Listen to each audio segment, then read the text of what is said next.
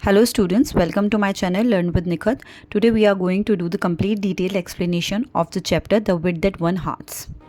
Hello everyone. So you can see this page. We have started with our chapter and on this page what you can see a king is standing there. यहाँ कौन खड़ा है? एक राजा खड़ा है और ये हमें काफ़ी परेशान दिख रहा है।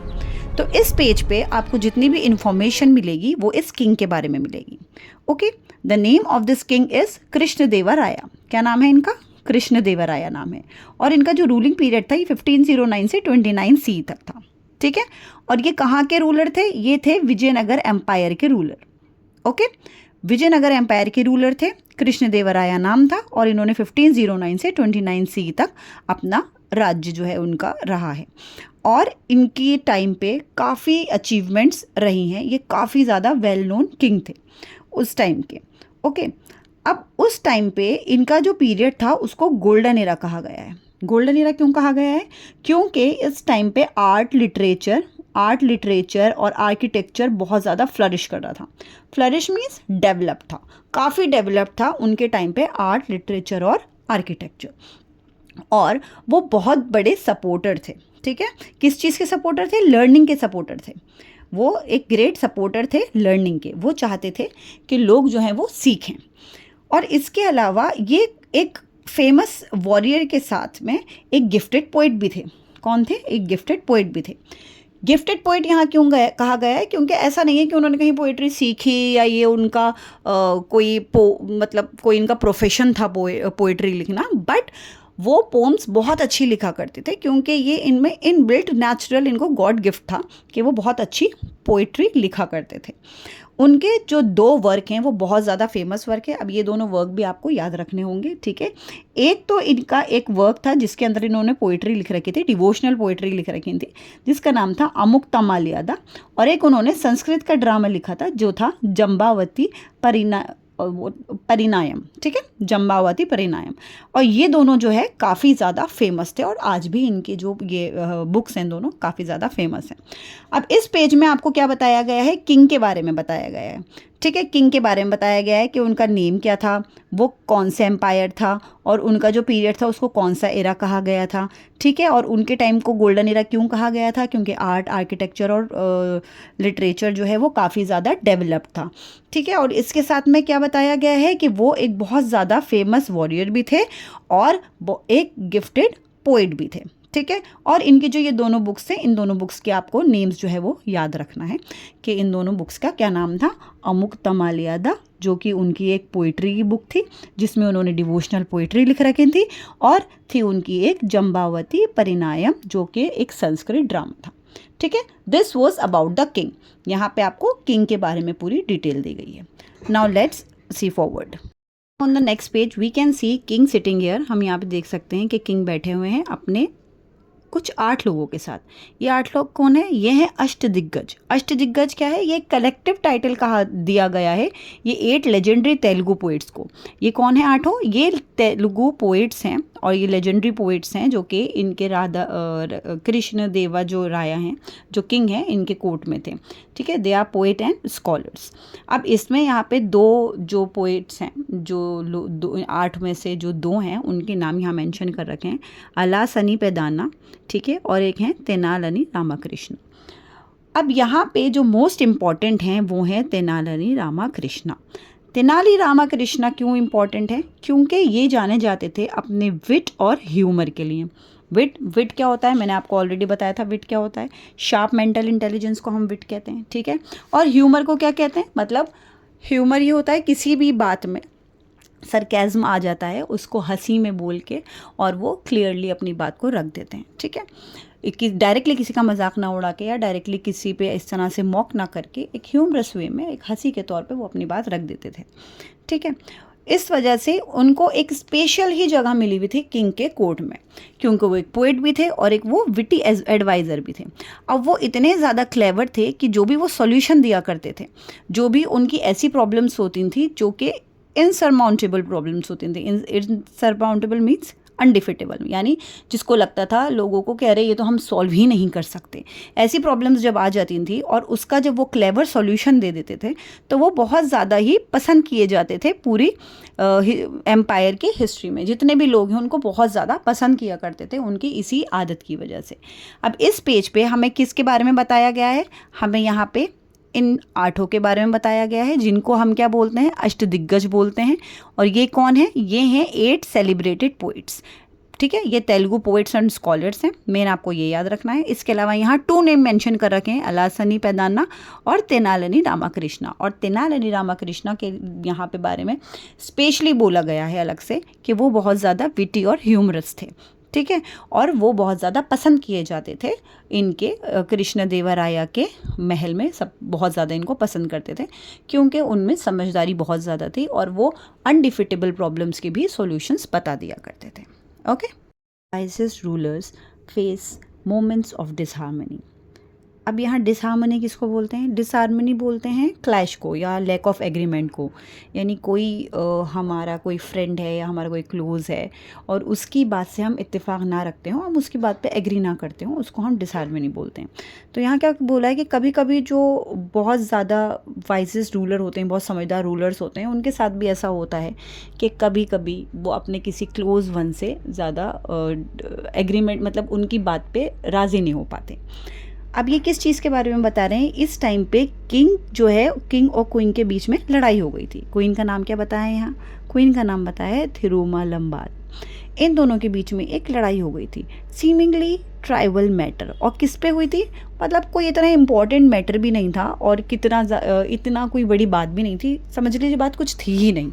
उसको लेकर इन दोनों के बीच में लड़ाई हो गई थी। और लड़ाई भी कैसे हुई थी कि फॉर वीक्स, हफ्तों तक उन्होंने एक भी वर्ड अपनी क्वीन से बात भी नहीं करी। Not utter a single word, एक वर्ड भी उन्होंने अपनी क्वीन से बात नहीं करी। और वो इतने ज़्यादा फ्रस्ट्रेटेड थे कि उन्होंने वहाँ पे उसके पास जाना भी छोड़ दिया। तो राजा क्या हुआ करते थे? पहले महलों में जाया करते थे, उनके महल अलग था और उनका राज्य अलग था। वो अलग अलग जगह, मतलब जगह भी नहीं, अलग अलग था, काफ़ी बड़ा होता था। तो वो उस जगह पे जहाँ पे क्वीन रहती थी वहाँ उन्होंने जाना भी छोड़ दिया। अब क्योंकि वो नहीं आते थे, इस वजह से एक ऐसा होता है ना, वीरानी सी छा जाती है। तो उस जगह पे एक वीरानी सी छा गई थी फॉर द क्वीन के लिए। एक वीरानी सी छा गई थी कि भाई उसके जो हस्बैंड हैं वो उससे बात भी नहीं कर रहे हैं, उससे नाराज़ हैं और ऐसे मैटर को लेकर नाराज़ हो गए जिसमें उनको नाराज़ होना भी नहीं चाहिए था, कोई इतना इम्पॉर्टेंट भी नहीं था। तो इस वजह से वो बहुत ज़्यादा परेशान थी और वो बहुत ज़्यादा फॉरलॉर्न क्या बोल रही, फॉरलॉर्न क्या होता है? बहुत ज़्यादा सैड हो जाना। ठीक है, बहुत ज़्यादा लोनली फील करना। वो काफ़ी सीम्ड क्वाइट खामोश हो गई थी और बहुत ज़्यादा सैड हो गई थी क्योंकि उनको आइडिया भी नहीं था कि इतना एक अनइम्पॉर्टेंट जो चीज़ है उसको लेकर के किंग उनसे इतने ज़्यादा नाराज़ हो जाएंगे कि हफ्तों तक उनसे बात ही नहीं करेंगे और उनके पास आना भी छोड़ देंगे। तो वो बहुत ज़्यादा क्या हो गई थी? बहुत ज़्यादा अकेली सी हो गई थी और बहुत ज़्यादा चुप हो गई थी। अब उन्होंने क्या किया? उन्होंने इन सब चीज़ में ही, मतलब when she was sad and when she was upset, तो उसमें भी उन्होंने बहुत कोशिश की कि वो रिजॉल्व कर लें, मैटर को क्लियर कर लें, लेकिन फिर भी वो फेल हो गई। वो नहीं कर पाई, वो राजा को मना ही नहीं पाई। अब उनको कोई दूसरा ऑल्टरनेटिव मिल ही नहीं रहा था। जब उन्होंने अपनी तरफ से सारी कोशिशें कर ली थी और वो फेल हो रही थी बार बार, तो उनको एक ही चीज़ समझ में आई कि उनको तेनालीरामा की हेल्प लेनी पड़ेगी। तेनालीरामा की क्यों लेनी पड़ेगी? क्योंकि वो बहुत ज़्यादा समझदार थे और वो वहाँ के एडवाइज़र भी थे। और आपको मैंने जैसे पहले बताया था तेनाली के बारे में कि वो बहुत ज़्यादा समझदार और बहुत ज़्यादा एडवाइस करते थे, अच्छी चीज़ें, प्रॉपर चीज़ें। तो इसी वजह से उन्होंने उनकी हेल्प लेना सोचा। अब वो उनके पास गई और उन्होंने सारा इंसिडेंट बताया डिटेल में, मतलब जो भी चीज़ें हुई थी, जो भी सारी चीज़ें हुई थी, उन्होंने पूरी डिटेल में तेनाली को एक्सप्लेन की कि भाई एक्चुअली में हुआ क्या था। अब हुआ क्या था? That the king wrote a poem, एक पोम लिखी थी किंग ने, और she began her voice trembling. और जिस टाइम वो बता रही थी वो काफ़ी ज़्यादा अपसेट थी, तो उन्होंने अपनी उसी आवाज़ में ये सब बोलना शुरू किया। It was filled with vague expressions, sun, moon, star, beautiful sky, but it made no sense. और उन्होंने क्या बोला कि जब वो मुझे पोम सुना रहे थे तो उन्होंने बहुत सारे उसमें अनक्लियर एक्सप्रेशंस थे। अनक्लियर एक्सप्रेशन मतलब जो उनको क्लियरली समझ में भी नहीं आ रहे थे कि वो कहना क्या चाह रहे हैं। उसमें वो सन की बात कर रहे थे, मून की बात कर रहे थे, स्टार्स की बात कर रहे थे, ब्यूटीफुल स्काई की बात कर रहे थे, लेकिन क्वीन को उस टाइम पे समझ ही नहीं आ रहा था कि वो बात मतलब एग्जैक्टली कहना क्या चाह रहे हैं। When he tried to take it to his ministers, they all avoided him. अब उसने यहाँ पे क्या बोला कि जब उन्होंने कोशिश की कि अपने मिनिस्टर्स जो हैं, उनके जो मिनिस्टर्स हैं, उनको वो सुना दें, तो उन सब ने उनको अवॉइड किया। उन्होंने अलग अलग एक्सक्यूज़ बना दिए, उन्होंने अलग अलग बहाने बना दिए। अब उसके बाद क्या हुआ, it was late evening when he came to me. अब जो किंग थे वो जब रानी के पास, क्वीन के पास आते हैं तो उस टाइम क्या हो रहा होता है, उस टाइम लेट इवनिंग हो रही होती है। और वो क्यों आते हैं, क्योंकि उनके मिनिस्टर्स जो थे, मिनिस्टर्स ने तो उनको अवॉइड कर दिया कोई ना कोई बहाना देके। तो वो अपनी वाइफ के पास गए कि चलो मैं उसको सुनाता हूँ अपनी पोम, और उनको एज एन ऑडियंस जो है वो उनके पास आते हैं अपनी पोम सुनाने के लिए। और जब वो उन्हें सुनाने लगते हैं तो उनकी जो वाइफ हैं, जो क्वीन है, वो सुनती हैं, लेकिन शी वॉज एग्जॉस्टेड, यानी बहुत ज़्यादा थकी हुई थी। क्यों? क्योंकि उनका दिन काफ़ी लंबा था, उन्होंने काफ़ी काम किया था पूरे दिन और लेट इवनिंग हो चुकी थी, तो वो बहुत ज़्यादा थकी हुई थी। और उन्होंने क्या कर दिया, उन्होंने यॉन किया। यॉन मीन्स उबासी लेना। तो जब किंग उनको अपनी पोम सुना रहे थे उस टाइम पे क्वीन ने क्या किया, उबासी ले ली। और ऐसा नहीं है कि उन्होंने उबासी सिर्फ एक ही बार ली, उन्होंने कई बार उबासी ले ली। उन्होंने कितनी बार ले ली? कई बार उबासी ले ली। तो उसकी वजह से क्या हुआ, किंग को लगा दैट वो उनकी डिसरिस्पेक्ट कर रही हैं। किंग को क्या लगा कि मैं तो यहाँ पे आपको अपनी पोम सुना रहा हूँ जो मैंने इतनी मेहनत से लिखी है, और आप उबासी ले रही हो। तो उनको क्या लगा, वहाँ पे डिसरिस्पेक्टफुल फील हुआ और उनको बहुत ज़्यादा गुस्सा आया। और जब से वो क्या कर रहे हैं, वो क्वीन से बात ही नहीं कर रहे। तो उन्होंने यही बात बोली कि अगर मुझे पता होता ऐसा कुछ होगा तो मैं उबासी ही नहीं लेती। और यहाँ पे उन्होंने हेल्प मी प्लीज़ रामा, उनसे प्लीज़ बोला कि प्लीज़ मैं आपसे रिक्वेस्ट करती हूँ कि मेरी जो है हेल्प कीजिए आप। Only you can help the king understand, क्योंकि क्वीन को भी पता था कि तेनाली जो है वो काफ़ी ज़्यादा समझदार हैं और वो अपनी समझदारी से बड़ी प्रॉब्लम सॉल्व कर देते हैं। तो उन्होंने सोचा उनकी ये वाली प्रॉब्लम भी जो है तेनाली सॉल्व कर देंगे, इसीलिए उनको क्या बोला, उन्होंने हेल्प के लिए बोला। यहाँ पे आप देखिए कि क्वीन जो है, क्वीन आई है तेनाली के पास हेल्प के लिए। वो उनसे क्या मांग रही हैं, हेल्प मांग रही हैं। क्या, किस चीज़ के लिए? कि किंग उनसे मान जाएं और अपनी नाराज़गी ख़त्म कर दें। तो रामा जब ये बात सुनते हैं तो वो अपना सर हिला के बोलते हैं कि हाँ ठीक है। काफ़ी बार चीज़ें सोचते हैं और फिर बोलते हैं कि हाँ ठीक है, मैं कोशिश करूँगा, I will try my best, कि मैं पूरी तरह से कोशिश करूँगा कि आपका जो ये मैटर है वो सॉल्व हो जाए। लेकिन उसके लिए उन्हें क्या चाहिए, उन्होंने बोला मुझे एक वेल प्लान्ड अप्रोच चाहिए, मैं सारी चीज़ें प्लान से करूँगा और इसलिए उसके लिए मुझको टाइम चाहिए होगा ताकि मैं सही स्ट्रेटजी ढूंढूँ। स्ट्रेटजी मीन्स प्लान, कि मैं सही तरीके का प्लान ढूंढूँ कि आखिर मुझे ऐसा क्या करना चाहिए जो कि आपके और राजा के बीच में सारी जो भी प्रॉब्लम है वो सॉल्व हो जाए।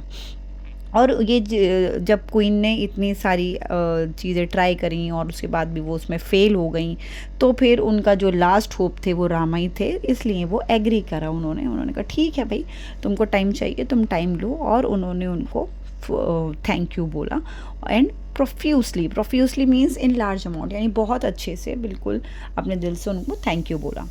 तो नेक्स्ट मॉर्निंग क्या होता है, नेक्स्ट मॉर्निंग जब वहाँ पे तेनाली अपने कोर्ट में पहुँचते हैं, राजा के कोर्ट में पहुँचते हैं, तो वहाँ पे देखते हैं कि सब लोग काफ़ी बिजी हैं, बस्टलिंग विद एक्टिविटी, यानी सब कुछ ना कुछ एक्टिविटी में कुछ ना कुछ काम करने में बिजी हैं। वहाँ पे जितने भी मिनिस्टर्स हैं, स्कॉलर्स हैं, या तो फिर जितने भी कोर्ट के दूसरे लोग हैं, वो पूरे कोर्ट में सब भरे हुए हैं और सब लोग काफ़ी ज़्यादा बिजी हैं। और यहाँ पे इन्होंने शो किया है कि कोर्ट का जो माहौल है वो किस तरह का है। यानी यहाँ पे दिखाया है intricately craft pillars towering towards the high ceiling, यानी जो पिलर्स थे वहाँ पे खूबसूरती से बड़े बड़े पिलर्स जो थे वो एक के पीछे एक लगे हुए थे, ठीक है, और काफ़ी खूबसूरत लग रहे थे। और रेज़ जो थी, यानी सूरज की जो किरणें थी, रेज़ ऑफ सनलाइट, वो कहाँ से आ रही थी, ओपन विंडो से अंदर आ रही थी। और फ्लोर के ऊपर एक रग बिछा हुआ था। रग कैसा था, फाइन एंड अट्रैक्टिव रग बिछा हुआ था, उसके ऊपर वो सूरज की किरणें पड़ रही थी। और सब लोग काफ़ी ज़्यादा बातें कर रहे थे, लेकिन फिर भी एक टेंशन का माहौल था वहाँ पे कोर्ट की हवाओं में। और जो किंग थे वो कहाँ बैठे हुए थे, he was sitting on A thorn, यानी उनका जो सिंहासन था उसके ऊपर वो बैठे हुए थे। It was very much decorative, वो खूबसूरत सा सिंहासन था, उसके ऊपर वो बैठ रहे हुए थे। लेकिन उनकी एक्सप्रेशन कैसे थे, स्टर्न यानी सीरियस एक्सप्रेशन थे। और वो his sharp eyes scanning the room, यानी वो रूम में जो कुछ भी चल रहा था, जो कुछ हो रहा था, जितने लोग थे सबको बहुत ध्यान से देख रहे थे और काफ़ी स्ट्रेस्ड भी थे। ऐसा लग रहा था कि जो उनकी झगड़ा था जो कि सॉल्व नहीं हुआ, उसको लेके वो अभी भी परेशान हैं काफ़ी। तो ये उस टाइम के जो कोर्ट का सीन है, नेक्स्ट मॉर्निंग के कोर्ट का सीन ये है पूरा, कि नेक्स्ट मॉर्निंग जब रामा वहाँ जाते हैं कोर्ट में तो वो क्या सीन देखते हैं, ये वहाँ यहाँ पे इन्होंने एक्सप्लेन किया है।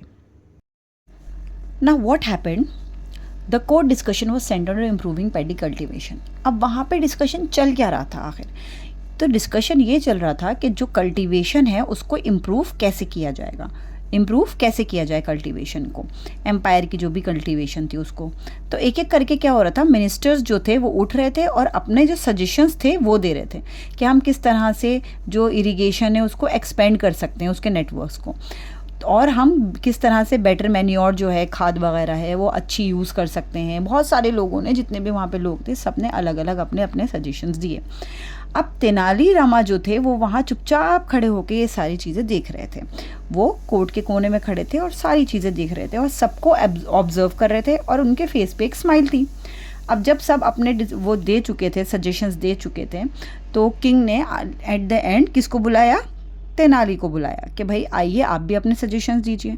अब जैसे ही तेनालीरामा वहाँ पे आते हैं तो कोर्ट में जितना भी सब लोग बोल रहे होते हैं, चैटर जो चल रही होती है, वो सारी क्या होते हैं, खामोश हो जाते हैं सब, और सबकी आंखें किस पे आ जाती हैं, तेनाली पे आ जाती हैं कि भाई अब तेनाली क्या बताएंगे। अब तेनाली अब जाते हैं जहाँ पे किंग बैठे होते हैं, उनके थ्रोन के पास जाते हैं और उनके पास क्या होता है, he had a plate full of paddy seeds. उनके पास एक सीड्स होते हैं, पैडी सीड्स होते हैं और एक प्लेट में होते हैं और भरी हुई होती है प्लेट, और वो लेके आते हैं किंग के पास। और वो क्या बोलते हैं, उनके आगे पहले झुकते हैं और उसके बाद उनको बोलते हैं दैट मैं आपके लिए revolutionary type of paddy seeds लेके आया हूँ, मतलब जिससे सब कुछ एकदम बदल जाएगा, चेंज आ जाएगा, मैं ऐसे पैडी सीड लेके आया हूँ। और उसमें ऐसा क्या होता है, वो बताते हैं कि अगर हम इसको बोएंगे इन सीड्स को, तो क्या होगा, हार्वेस्ट जो होगी हमारी, यील्ड किसे बोलते हैं, हार्वेस्ट को बोलते हैं, जो हमारी खेती होगी वो 3 टाइम्स ग्रेटर 3 गुना ज़्यादा हो जाएगी, जो अभी रिजल्ट आए हैं उससे 3 गुना ज़्यादा हो जाएगी। तो वो अपने हाथ में जो प्लेट लाते हैं उसमें जो बीज होते हैं उसके लिए बोलते हैं कि भाई जो ये मेरे हाथ में प्लेट है, राजा किंग से बोलते हैं दैट योर मैजेस्टी, मेरे हाथ में जो भी ये प्लेट है इसके अंदर जो सीड्स हैं, अगर आप इनको बोएंगे तो आपकी जो हार्वेस्ट है, हमारी जो हार्वेस्ट है, जो हमारी खेती बाड़ी है, वो 3 गुना ज़्यादा हो जाएगी जितनी अभी हो रही है उससे। सारे जितने भी कोर्ट में लोग होते हैं ये सुन के सब हंसने लगते हैं, और उनमें से एक जो है वो सरकैज़्म में बोलता है। सरकैज़्म मीन्स किसी को इस तरह से ताना मारना कि जैसे जो बात हम बोल रहे हैं वो सच्ची नहीं है, बट उसको एक तरह से ताना मारा है। किसी ने बोला कि शायद ये मैजिक सीड्स हैं, जादू के बीज हैं शायद, इसी वजह से इसको डालेंगे तो 3 गुना उग जाएगी, क्योंकि कभी तो इससे पहले किसी ने ये सारी बातें सुनी नहीं, उन सबके लिए नई थी। तो उन्होंने कहा अरे ये तो जादू के बीज होंगे, जादू के बीज। फिर उसके बाद क्या बोला उन्होंने कि अब लगता है कि ये क्लेम करेंगे, ये बोलेंगे कि ये तो बिना पानी के उग जाएंगे। ये इस तरह से सरकैज़्म में वहाँ पे जो लोग थे वो इस तरह की बातें बोल रहे थे। और दूसरे ने क्या बोला कि हो सकता है, परहैप्स मीन्स हो सकता है, इन्होंने कहाँ इसको पाया हो, ये चांद से लेके आए हो इनको, ठीक है। Snipers ripple through the court. तो जितने भी लोग थे वहाँ पे ये सारी बातें सुन के, इस तरह की बातें सुन के सब आपस में हंसने लगे, तेज़ नहीं बट धीमे से हंसने लगे सारे के सारे। लेकिन किंग जो थे वो ऑलरेडी काफ़ी परेशान थे, ठीक है, और उन्हें अच्छी नहीं लगी ये बात, वो अनइम्प्रेस थे, उनको बिल्कुल अच्छी नहीं लगी इस तरह की बात करना। और उन्होंने ये बोला कि ये तो इलॉजिकल है। Absurd means illogical, here it is already written. Absurd means illogical, कि ये जो तरह से तुम बात कर रहे हो, जो भी बोल रहे हो, ये इलॉजिकल लग रहा है। और इस कल्टीवेशन के लिए हो सकता है किसी स्पेशल सीड सॉइल की ज़रूरत हो, या खाद की ज़रूरत हो, या किसी तरह के इंसेक्ट रेपलेंट्स की ज़रूरत हो, ठीक है, पेस्टिसाइड्स वगैरह की ज़रूरत हो, कुछ और चीज़ों की ज़रूरत होगा। और अगर ऐसा कुछ नहीं हुआ तो हमारे जो फार्मर्स हैं उनको बहुत ज़्यादा सफ़र करना पड़ेगा, बहुत ज़्यादा परेशानी उठानी पड़ेगी। अब तेनाली रामा जो है वो सारी बातें, उन्हें पता था कि वो क्या कर रहे हैं, उनको तो वो अपने प्लान के हिसाब से कर रहे थे जो कर रहे थे, तो उन्होंने स्माइल करी और वो बिल्कुल भी परेशान नहीं थे। He was not worried about what ever was happening. तो उन्होंने बोला कि हाँ योर मैजेस्ट्री, हो सकता है कि आप जो बोल रहे हैं वो सच हो, वो ट्रू हो सकता है, लेकिन असली जो इशू है, रियल इशू जो है वो इन सीड्स में नहीं है। ये सीड्स जो हैं सिर्फ इनकी वजह से नहीं होगा, लेकिन ये क्यों होगा, with the person who shows them. जो भी इंसान उसको बोएगा, इन सीड्स को बोएगा, उस पे डिपेंड करता है कि ये जो हार्वेस्ट है वो बढ़ेगी 3 गुना या नहीं बढ़ेगी, ठीक है। वो एंड में ये बात बोलता है, ये पर्सन पे डिपेंड करता है। तो रामा की ये बातें सुनने के बाद पूरा जो वहाँ पे जितने भी लोग थे वो एकदम साइलेंट हो गए कि ये किस तरह की बात बोल रहा है, क्या मतलब कि कौन बीज बो रहा है, इससे क्या मतलब है। और जो किंग थी उसकी आईब्रोज फ्राउंड हो गई, यानी व्रिंकल हो गए। इसका क्या मतलब है, जब हम किसी चीज़ को लेकर के डाउटफुल होते हैं या हम श्योर नहीं होते या हमें कोई शौक लगता है तो हम किस तरह से अपनी आईब्रोज को रिंकल में कर लेते हैं, ठीक है, थोड़े रिंकल हमारे फोरहेड पे आ जाते हैं, आईब्रोज थोड़ी पास में आ जाती हैं, उसको बोलते हैं।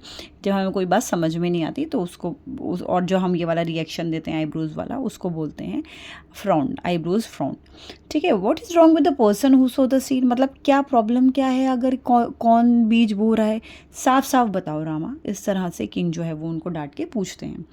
तो रामा पूरे कोर्ट में सबको देखता है और सबकी जो नज़रें होती हैं वो थोड़ी शक की नज़रें हो जाती हैं उस टाइम कि ये बोलना क्या चाह रहा है, कहना क्या चाह रहा है, क्या किसी को पॉइंट आउट कर रहा है, वो बोल क्या रहा है। फिर रामा बोलता है कि मतलब मेरा ये है कि अगर किसी ने भी प्रॉपर केयर से और ध्यान से बीज नहीं बोए तो हमारी जो फसल है वो गलत हो जाएगी ना, वो किस तरह से फसल सही अच्छी फसल आएगी। तो वो इस तरह से बोलने लगता है कि कैसे हमारी फसल जो है वो अच्छी हो पाएगी अगर किसी ने सही से नहीं बीज बोए तो। और उसके बाद वो थोड़ा सा पॉज करता है, थोड़ा सा पॉज करता है और पॉज करके क्या बोलता है, और अगर इंसान की आदत हुई यौन करने की, यानी उबासी लेने की अगर आदत हुई, जमाई लेने की आदत हुई, तो कहीं जो सीड्स हैं वो इधर उधर बिखर ना जाएं। तो ये सुन के जितने भी कोर्ट के लोग होते हैं वो एकदम हंसने लगते हैं। पहले तो सरकाज़्म में, तानाकशी में वो बातें कर रहे थे, लेकिन अब क्या है, अब वो जेन्युइनली हंसने लगते हैं इस बात को सुन के। वो मजाक, वो समझते हैं ये मजाक कर रहा है। तो किंग जो है वो भी एकदम उस चीज़ को अपने जो ध्यान में जितना भी सीरियस था उस टाइम वो सीरियस नहीं रहता और इसकी बात सुन के थोड़ा सा अलग से हंसने से लगता है और बिना सोचे समझे उस टाइम पे वो भी यौन कर देता है, यानी उबासी लेता है। आपने कई बार नोटिस किया होगा कि जब हमारे आसपास कोई जमाई ले रहा होता है, मतलब जब कोई उबासी ले रहा होता है, कभी कोई यौन कर रहा होता है, तो उसको देख के एकदम हम भी यौन कर देते हैं। अगर कोई हमारे आसपास यौन कर रहा होता है या हमारे सामने यौन कर रहा होता है, और जब हम ज़्यादा उबासी की बातें करते हैं तो उस टाइम भी हम यौन करने लगते हैं। तो मे बी पॉसिबल अभी आप में से जितने भी लोग सुन रहे हो उनमें से कुछ लोग ये बार बार सुन के उनको भी यौन करने लगे हों, उबासी लेने लगे हों। ओके, तो रामा जो है उसने बहुत ध्यान से ये चीज़ देखी और उसके बाद क्या बोला, your majesty there is anyone in this world who does not yawn. उन्होंने क्या पूछा कि क्या पूरी दुनिया में कोई ऐसा है जो कि यौन ना करता हो, जो उबासी ना लेता हो, ऐसा कोई है, ताकि वो यौन ना करे और हम जैसे बीज बोएं तो कोई प्रॉब्लम ना हो। इस टाइप से उसने थोड़ा अपने ट्रिकी क्वेश्चंस उससे किए ताकि राजा को समझ में आ जाए। और एंड में वो उनको क्या बोलता है, it is as natural as breathing. जिस तरह से सांस लेना बहुत नेचुरल है, बहुत नॉर्मल है, इसी तरह से उबासी आ जाना भी बहुत नॉर्मल है, बहुत नेचुरल है। वो इस तरह से अपनी बात राजा के सामने रखता है। तो जब ये सारा इंसिडेंट होता है और सारा जो वहाँ पे जितने भी लोग हैं वो सब हंस रहे होते हैं इन सब चीज़ों को लेकर के, तो जब एंड में तेनाली ये बात बोलता है that breathing yawning is as natural as breathing, तो एकदम राजा का जो माइंड है वो शिफ्ट हो जाता है, उसके एक्सप्रेशंस जो हैं वो भी शिफ्ट हो जाते हैं और वो एकदम रियलिटी की तरफ आता है। ठीक है। और उसके माइंड में क्या चीज़ आती है, उसके माइंड में वो क्वारल आ जाती है जो उसके वाइफ के साथ हुई थी, जो उसका और उसकी वाइफ का झगड़ा हुआ था। और उसको याद आता है कि उसने उसको किस तरह से डांटा था। स्कोल्डिंग मीन्स डांटा था, हार्शली, यानी बहुत बुरी तरह से उसको बहुत ज़्यादा बुरी तरह से डांट दिया था। और क्यों? क्योंकि वो यौन कर रही थी जब वो पोम रिसाइट कर रहा था, तो उसने उसको बहुत ज़्यादा बुरी तरह से डांटा। और उसको उस टाइम रियलाइज़ हुआ कि ही वॉज अनफेयर, उसने गलत किया। और इसने क्या बोला, if I had known that yawning was not a sign of disrespect, मतलब उस टाइम उसको ये आइडिया नहीं था कि यौन करना जो है वो कोई डिसरिस्पेक्टफुल नहीं है, इट वॉज जस्ट नेचुरल। उसने वो थकी हुई थी और नेचुरली उसने यौन कर दिया था। तो उसने यही बोला कि अगर ये साइन ऑफ डिसरिस्पेक्ट नहीं है, मुझे ये उस टाइम पे रियलाइज़ हो जाता तो मैं इस तरह की हरकत नहीं करता। उसके जो जेस्चर था उसको पर्सनली नहीं लेता। उसने ये सोचा और फिर वो रिग्रेट करने लगा कि मैंने किस तरह की हरकत करी अपनी वाइफ के साथ। ये सब सोचिए उस टाइम पे वो रिग्रेट करने लगा। उसके बाद उस इवनिंग में जो किंग है वो जाता है अपनी क्वीन के पास और बहुत ही सॉफ्ट एक्सप्रेशंस के साथ जाता है और उसका नाम लेता है। उसका नाम लेके उसको बहुत जेंटल वॉइस में बोलता है कि मैं बिल्कुल बेवकूफ़ था, आई हैव बीन फुलिश। और उसके बाद बोलता है कि मैंने बहुत ज़्यादा ओवर रिएक्ट किया। ओवर रिएक्ट किया मतलब जो भी सिचुएशन होती है, अगर उसमें कोई भी चीज़ होती हो, सामने वाला रिएक्ट करता है, जितनी ज़रूरत नहीं होती हो, जितनी बड़ी बात वो नहीं होती, उसको उतना बड़ा वो बना देता है। तो मतलब जितना रिएक्शन देना चाहिए उससे ज़्यादा रिएक्शन दे देना, उसको हम बोलते हैं ओवर रिएक्ट करना। कि मैंने ओवर रिएक्ट करा और मैं जो हूँ बिल्कुल बेवकूफ़ हूँ और मुझे माफ़ कर दो। उसने उससे माफ़ी मांगी। क्वीन जो है, जो बहुत टाइम से who had long for this moment, इसका फ्रेज़ का क्या मतलब है, who had long for this moment, इसका मतलब है बहुत टाइम से इस मोमेंट का इंतज़ार करना। जो क्वीन थी जो इस मोमेंट का इंतज़ार कर रही थी बहुत टाइम से, वो स्माइल किया उसने और उसने रिप्लाई दिया कि अगर आप चाहते हो तो हम इस झगड़े को पीछे छोड़ देंगे और मैं क्या करूँगी, I would very much like to listen to your poem, जो आपकी पोम है मैं उसको बिल्कुल सुनना पसंद करूँगी। नाउ रामा तेनाली रामा, जिसने ये सारा जो भी डिस्प्यूट था उसको सेटल कराया, वो उसको क्या फील हुआ, विक्टोरियस, यानी एक जीत जैसी उसको फीलिंग आई। और किंग और क्वीन जो हैं उन्होंने बाद में उसको बहुत ज़्यादा अच्छे इनाम जो थे वो दिए, क्योंकि उन्होंने उन दोनों के बीच की जो कन्फ्यूजन थी और जो दूरी थी उसको ख़त्म करा दी थी। And the royal couple bond was restored and the palace brimmed means overflowed, यानी खुशी से एकदम खुशी की लहर वहाँ पर छा गई। अब ऑब्वियसली जब वहाँ का जो एम्परर है, जो वहाँ का किंग है, जब वो खुद ही किसी चीज़ को लेके परेशान है और सैड है, अपसेट है, तो वो किस तरह से बाकी लोगों को खुश कर सकता है। वो हमेशा उसी मूड में रहेगा, टेंस्ड ही मूड में रहेगा, परेशान मूड में रहेगा, तो वो प्रॉपरली ना सोच सकता, ना कुछ काम कर सकता। तो तब भी वो बहुत ज़्यादा परेशान था, छोटी छोटी चीज़ों को लेके ज़्यादा परेशान हो जाता। लेकिन जब इनका डिस्प्यूट जो है वो सॉल्व हो गया और ये वापस रिस्टोर हो गया का बॉन्ड क्वीन और किंग का, तो वो जो किंग था वो भी नॉर्मल हो गया, बहुत ज़्यादा खुश हो गया। तो इस वजह से उसकी जितनी भी प्रजा थी वो भी बहुत ज़्यादा खुश हो गई। तो इट इज़ वेरी नेसेसरी कि जो आपका रूलर है वो खुश होना चाहिए। So this was the story that is over. This chapter teaches us, what does it teaches us? That intelligence and understanding can solve problems. तो जिस तरह से तेनाली ने अपने समझदारी से और अपनी सूझबूझ से, अपनी विट से, अपनी विजडम से जिस तरह से किंग और क्वीन की प्रॉब्लम सॉल्व की, उस तरह से लाइफ में कोई भी प्रॉब्लम्स हो हम अपनी समझदारी से सॉल्व कर सकते हैं, अनलेस एंड अनटिल हमें अपना विट और विजडम यूज़ करना पड़ेगा। बेवकूफ़ी से हम हर चीज़ को ख़राब ही करेंगे। तो this is the life lesson जो हमें ये वाला चैप्टर देता है। For question answers and other exercises of your book, you may just subscribe to my YouTube channel और short videos के लिए आप मेरा Instagram जो है वो follow कर लीजिए, लिंक आपको डिस्क्रिप्शन में मिल जाएगा। Thank you for watching and best of luck.